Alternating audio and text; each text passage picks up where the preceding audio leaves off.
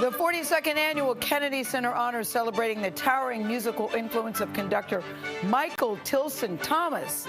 Gail Patrice King speaking of Michael Tilson Thomas.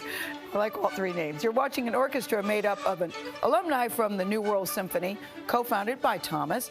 He is one of today's most prolific and respected conductors and a true original. Jan Crawford, don't know her middle name yet, is at the Kennedy Center in Washington. So Jan, you visited the maestro in San Francisco and Miami Beach. And what is your middle name? Well, it's Renee. Let's just get that out there right now. You know, girl of the 60s.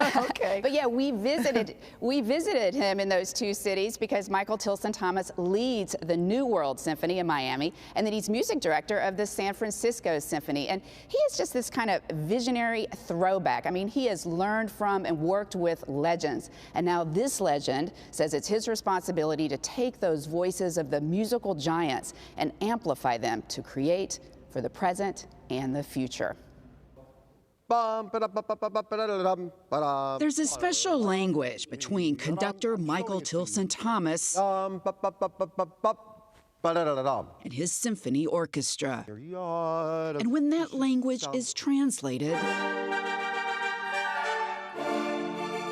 the result is beautiful. And you can understand the language of classical music if you do it early in your life.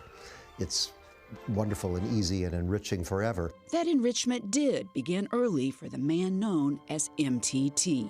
You remember the first time that you ever put your fingers on a keyboard? My first memories of playing the piano were, of course, playing like this, you know, kind of looking up at the keyboard. I was somewhere down on the floor, standing up, yeah. My parents told me I couldn't walk by the piano without playing something on it. His father, he says, was his greatest teacher. My father didn't read music, but he was a tremendous instinct for music. He improvised on the piano for many hours a day. I read that he was profoundly hearing impaired. Correct. How much of that led you to want to take the music to others? I can't really answer that. I mean, my parents profoundly hoped I would not be in show business. What was their hope for you? They wanted me to be a scientist. I was pretty good in maths and sciences. Science's loss has been music's gain. MTT's big break came at 24 when he took over for a sick Boston Symphony conductor mid-concert.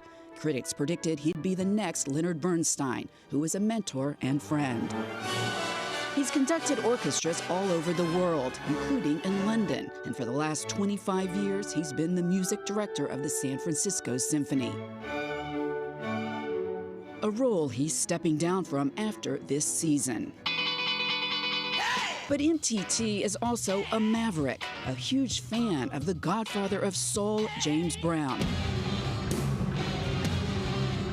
and a collaborator with metal band Metallica. There were people inside of classical music who chastised me and said, why are you going off to be on the road with James Brown when you could be practicing and learning another symphony? I mean, really chastising? Yes. What are you doing? Yeah. Isn't that what visionaries do, though? I mean, you're coloring out of the box. Definitely coloring outside the lines is one of my missions in life, and to give people the courage to do that gracefully. It's something I say to young musicians I work with all the time who'll ask me, well, how much can I actually do here? And I'll say, enough to be effective without becoming annoying. Whatever that is, keep that. That was great. He imparts that advice to the fellows at the New World Symphony in Miami Beach, a teaching symphony he co-founded in 1988 for gifted musicians. What adjectives? Spectacular? I told you it was impossible to explain or describe. The magnificent symphony building was designed by MTT's childhood babysitter, who happens to be acclaimed architect Frank Gehry. Behind these abstract shapes are actual functioning studios. One of his missions, he says, is to connect the past to the present to help create a more hopeful future. I used to walk on the beach with my dad when I was a kid, and he'd say, well, you know, every artist wants to leave footprints in the sands of time. But take a look behind us. And we looked back, and our footprints were there for a couple of feet, and then beyond that, the ocean had already effectively wiped them away. He said, that's exactly the way life is.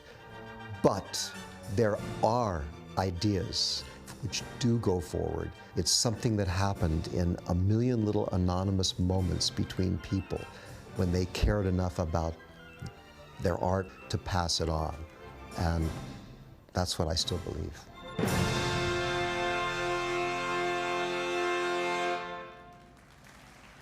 Now, MTT told me that he doesn't really focus on his past accomplishments, that even if he's about to turn 75, his focus is very much on the present and, of course, the future. Tony? Jan, what a great piece. We're all raving about you and MTT, Jan. What a great piece. Great piece. What a great career. I remember when he was a boy wonder conductor. It's been. You do? Yes, I do. He was a phenomenon. Don't you remember, though, as a little kid, you're always told to color inside the lines? Yes. There's something to be told about coloring outside the lines, and to steal a line from him, to be effective without being annoying. Yep. We could all use that lesson. I like when he said, too, whatever that is, keep that. I like that. Whatever that is, keep that. That was great, Jan. Yeah, that was wonderful. I love that guy's energy. All right, Jan, thank you very much.